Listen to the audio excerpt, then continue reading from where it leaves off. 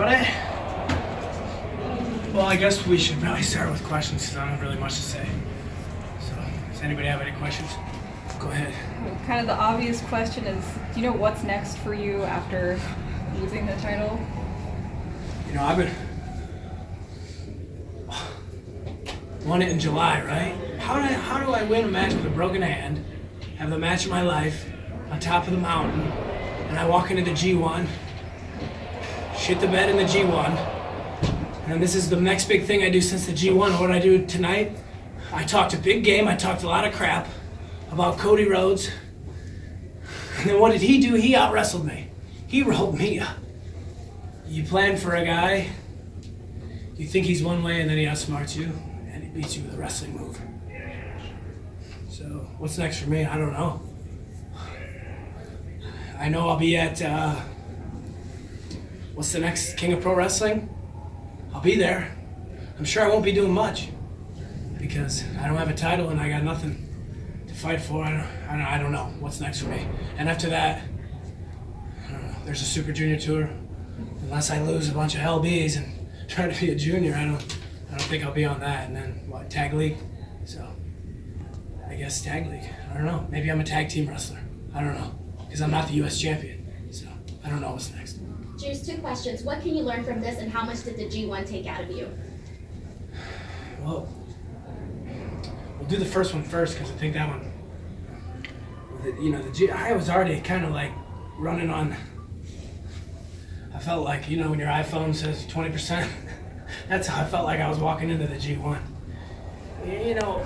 I'll be honest, you break a little bitty bone in your hand. It was just a small bone, it was just a soft bone, but they'll still take 8 to 12 weeks to handle or to heal if you're not wrestling. But I wrestle, I'm a wrestler, that's what I do. So if I can walk, I'm gonna do the G1 every year.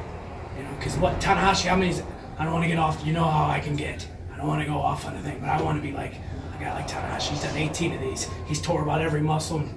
He's got arthritis in every single one of his knees, and he's on every one. So I wasn't gonna let a broken hand stop me.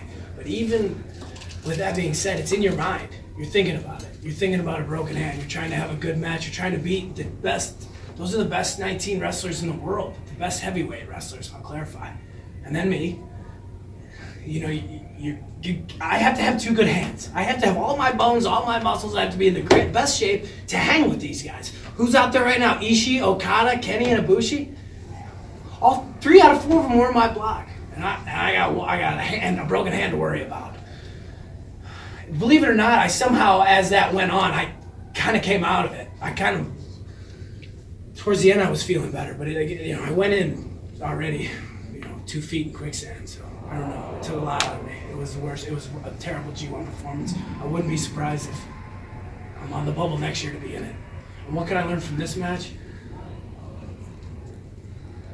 I gotta quit talking so much smack. You know what I mean? I love that. I am arrogant. I am brash. I am flamboyant.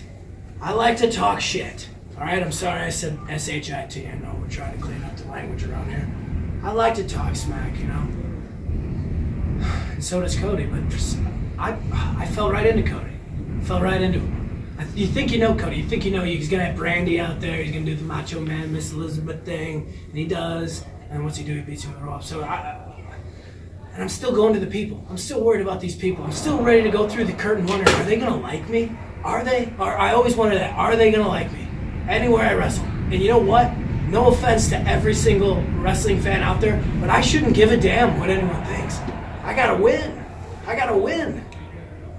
And if I'm worried about looking to the people and wondering, they like me, I'm gonna get beat with roll-ups all day. So. What have the last few months been since the July San Francisco show? What have they been for your career? What has it been like? Well, I think more eyes were on me after that. And I think, I started getting a lot of text messages from a lot of different people in a lot of different places in the world. And a lot of questions were asked. And I think I opened up some eyes with all companies, all wrestling people everywhere. Maybe now know who I am, and they should. Yeah, it's been I don't know. You win a title, you're on top of the mountain, and for your first defense, how many times that happened in New Japan? How many times your first match you defend it, you lose? And I lost to a guy that I told everybody that I was better than, that I was going to out-wrestle, that I was going to prove that I was different. What was the difference between Wrestle Kingdom, what was it, 11? Does anybody know, what was that, 11? Wrestle Kingdom 11? 11. And tonight here, how many, 2-3 years later? What was the difference? Nothing. There was no difference. Okay, I lost to a Crossroads, or whatever it's called then. And today, I lost to a small package. So, what's the difference? Nothing. I can't remember what you asked me, sorry. What's that? Between the two events, from July until now, what would you say anything has changed as far as the landscape or and as far as expanding?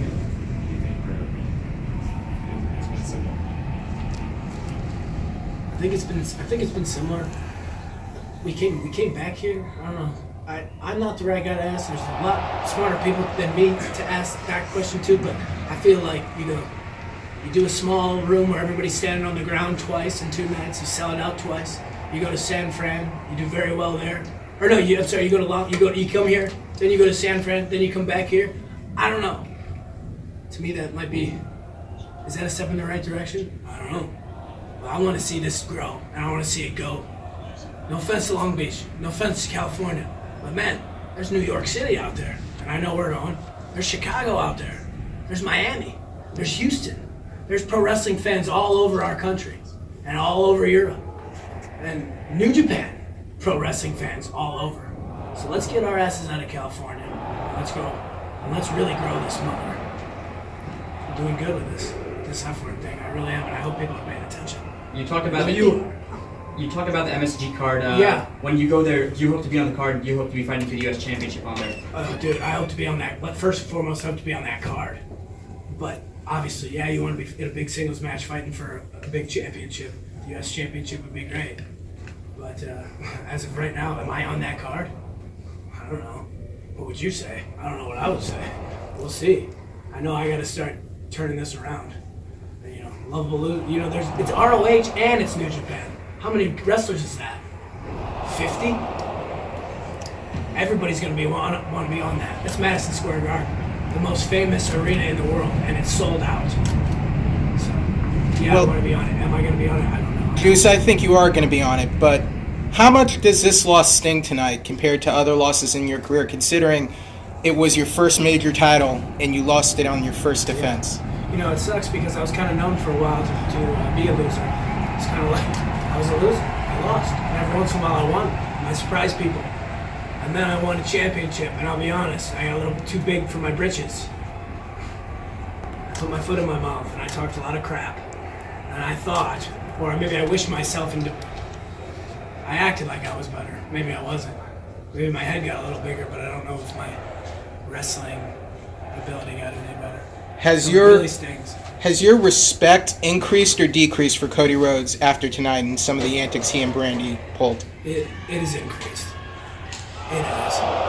I've always respected Cody, and I know I said a lot of me and Cody came from 2 different places in the world, and I said something a couple days ago that I actually want to clarify right now. I said that I was the American dream, and I feel like I shouldn't have to say this, but I am going to say this because I want to apologize to the Rhodes family. I want to apologize to anybody that I offended. I did not mean that I was the American dream, Dusty Rhodes. I did not mean that. There was only one American dream, Dusty Rhodes. There will always ever be one American dream, Dusty Rhodes. I know that. I loved that guy so much, and I respected him so much. I did not mean any disrespect to anyone when I said. What I should have said, what I meant was, I am living my American dream. It is the American dream for me to get here. My version of that. I am not Dusty Rhodes, nor am I trying to be. But I looked up to him, and if a little bit of him is rubbed off to me, I'm better for it. So I want to apologize, especially to Dustin Rhodes, because I don't know if he took offense to that, but somebody told me that he might have, so I want to apologize. Sorry. Thank you.